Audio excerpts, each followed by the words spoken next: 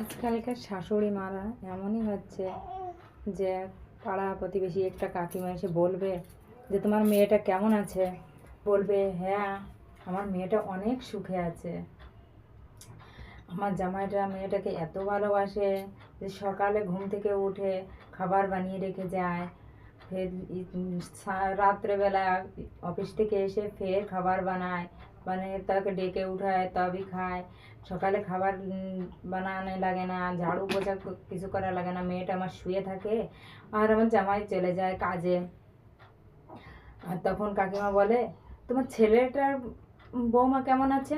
তখন বলে ও আর শুনো না, আমার বৌমাটা না ভীষণ খারাপ, একটুও কাজ করে না, সারা দিন শুয়ে থাকে, 10টার সময় ঘুম থেকে ওঠে, আমার ছেলে সকালে রান্না করে রেখে যায় সেটাই সে খায় উঠে, আর দিনভর মোবাইল দেখতেই থাকে, মা বাবার সঙ্গে কথা বলতে থাকে। নিজের মেয়ে কথা বললে কোনো দোষ নেই, কিন্তু পরের মেয়েটা কথা বলবে ফোনে তার মার সঙ্গে, তাতেও তার প্রবলেম হয়। আজকালকার শাশুড়ি মা হচ্ছে এরকমই, যে তারা নিজের মেয়ের ভালো চায় কিন্তু অন্যের মেয়ের ভালো চায় না, নিজের মেয়ে সুখে আছে কিন্তু অন্যের মেয়ে সুখে নেই, সে তো কামচোর। বন্ধুরা, ভালো লাগলে একটা শেয়ার করো, কমেন্ট করো।